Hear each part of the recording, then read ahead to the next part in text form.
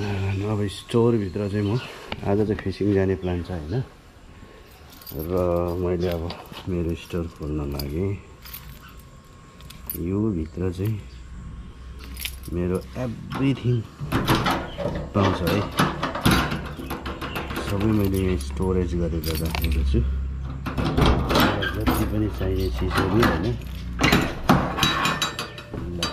स्टोरेजभित्र मेरो घोडाहरू पनि मैले स्टोर गरेर राखेको छु यहाँनिर होइन। यो चाहिँ फ्युरीको, अनि यता चाहिँ हयात। यो चाहिँ समथिङ के भन्छ, एक बिटा परेको है। यो चाहिँ नर्मल हो। र यता चाहिँ मेरो fishing net plus fishing rod छ यहाँनिर चाहिँ एभ्रिथिङ है। यो चाहिँ मेरो बाइक सफा गर्ने, बाइक धुने। अनि यता चाहिँ मेरो यो चाहिँ होइन, यो चाहिँ मेरो प्यारो सालो केटाले चाहिँ युकेबाट भेनाले चाहिँ अरिङ्गल निकै काट्नुहुन्छ भनेर चाहिँ उतादेखि ल्याइदिएको हो। र मेरो सालो केटालाई धन्यवाद। तर अहिलेसम्म मैले यो युज गरेको छुइनँ है। यो चाहिँ मेरो टेन्ट होइन। अब म एडभेन्चर गएको पनि छुइनँ, कहीँ गएको छुइनँ, त्यसले गर्दा यो पनि युजलेस छ। अस्ति नै पोको पारेर राखेको थिएँ, यो चाहिँ धमिराले चाहिँ झन्डै उडाइदिएछ, खत्तम पारेको छ। र कहिले काहीँ च्याब्रुङ पनि बजाउनुपर्छ है लिम्बू भएपछि। ल मैले अब यो फिसिङ रड निकाल्न गइरहेको छु। यहाँ समुद्र त छैन, उही लोकल खोलामा हो के अरे फिसिङ गर्ने त। ओके, यो फिसिङ गर्ने धागो, यो चाहिँ प्लास्टिकको धागोलाई के भन्छ यस्तो छ। मैले यहाँ बल्छी खोज्दैछु, बल्छी गडब रहेछ यहाँनिर बल्छी।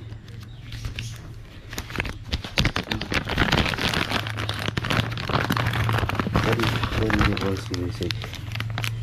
ल यहाँ ठुलो खालको नि रहेछ, सायद यसलाई नै युज गर्छु अब। यसमा म धेरै त लाँदिनँ, यसबाट दुईवटा निकाल्छु होइन,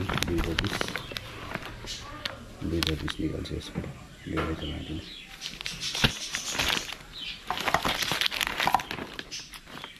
यो मलाई जुनीभरि पुग्ने खालको रहेछ।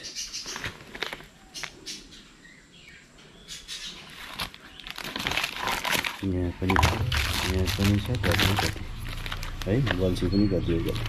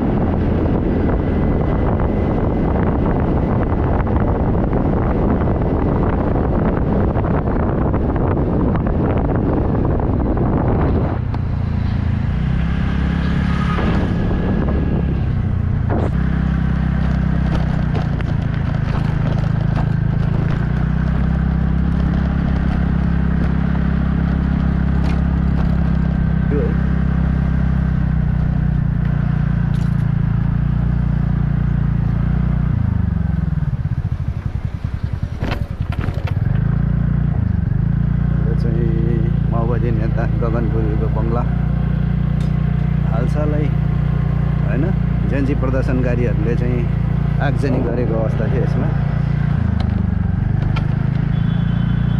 गगनपुरीको बङ्गला है यो चाहिँ।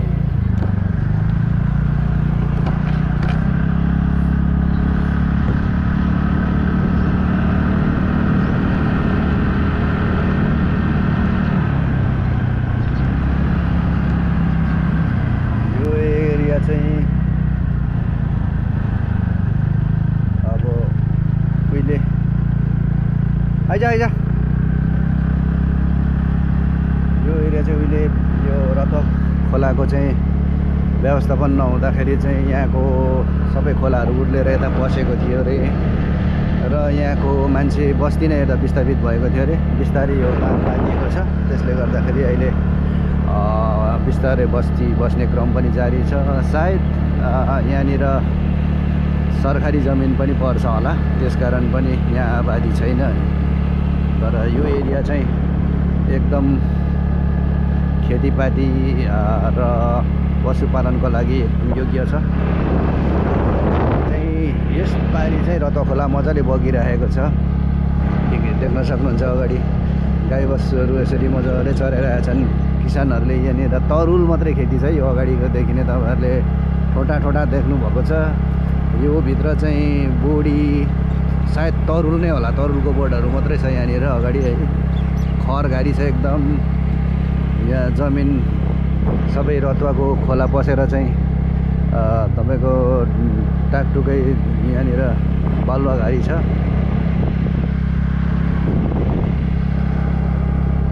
र यसलाई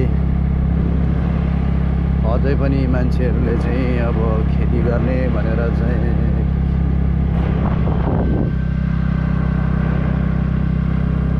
रतक खोलाको त पातै पसिएको छ नि।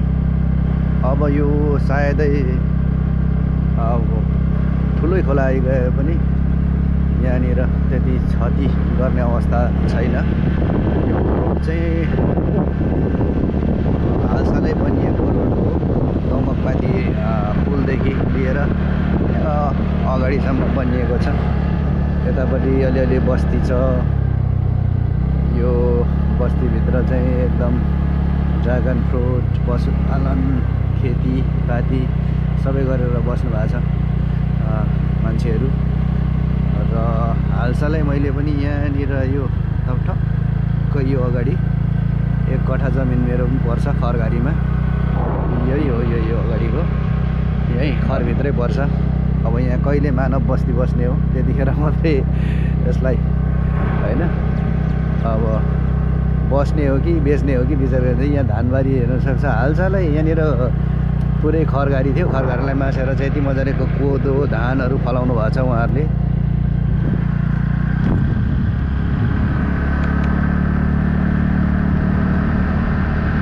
यो चाहिँ विशेष भन्नुपर्दा अहिले डेटिङ स्पोट पनि छ। यहाँनिर मान्छेहरू कमै आएको कारणले लेखेर डेटिङ स्पोट पनि हुनसक्छ यहाँनिर।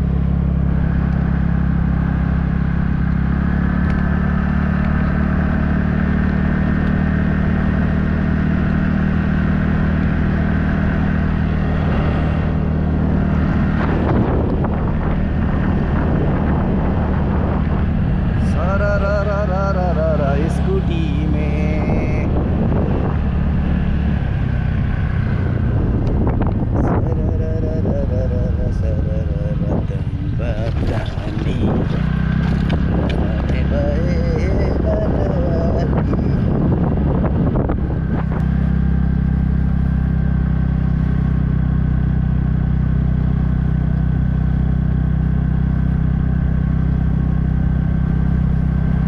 आज मेरो फिसिङ स्पोट चाहिँ यहीँनिर बन्छ है। यहाँ मटाको घारी छ यता तलतिर। जस माछा परे पनि नपरे पनि आज मेरो कोसिस चाहिँ रहनेछ है माछा पार्नको लागि। मैले स्कुटी यहीँ पार्किङ गर्छु। अलिक पर पार्किङ गर्नुपर्ने जस्तो छ।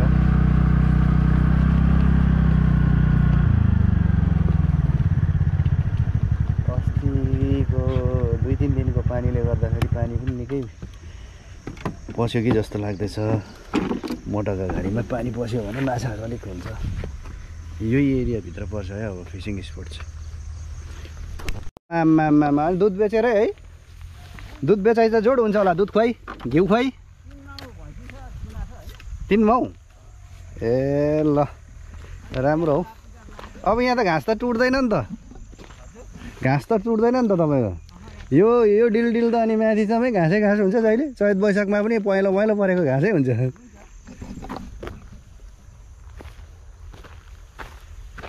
ल एक्सपेक्टेसन भर्सेस रियालिटी भनेको यही है। सधैँ म आएर चाहिँ यहाँनिर माछा पुरै पर्छ कि भन्ने एउटा प्लान बनाइबस्थेँ होइन, कहिले आउँ भनेर। र यहाँ माछा पर्ने जस्तो पनि देखिन्छ होइन, माछा बस्ने ठाउँ जस्तो पनि देखिन्छ, तर माछा भन्ने चाहिँ एउटा पनि छैन रहेछ। आज प्लान बनाएरै आएको धेरै समयपछि माछो भेगुतो मात्रै उफ्रिँदै थियो, माछा चाहिँ एउटा पनि छैन रहेछ यो भित्र होइन। ल त्यसले गर्दा मेरो फिसिङ रड चाहिँ मैले प्याकअप गरेँ र म अब घर फर्किँदैछु। बाइ द वे यो प्लेस चाहिँ एकदम सुन्दर सफा र हरियाली छ है। So that I use to come here guys. यहाँनिर फिटनेसको लागि तपाईँ एक्सर्साइज गर्नु पनि एकदम राम्रो ठाउँ छ होइन। दमक नगरपालिकाले यति राम्रो यहाँ मर्निङ वक गर्ने ठाउँ, मर्निङ इभिनिङ वक गर्ने ठाउँ बनाइदिनु भएको छ। यो तल देख्न सक्नुहुन्छ पुल दिपिनी खोला अगाडि दमकबाट बगेर आएको चाहिँ यहाँ रत्वा खोलासँग चाहिँ मिश्रित हुन्छ यो है। यो पुलको मुनिबाट चाहिँ क्रस भएर चाहिँ टक्क अगाडिपट्टि रत्वा खोलासँग मिसिन्छ।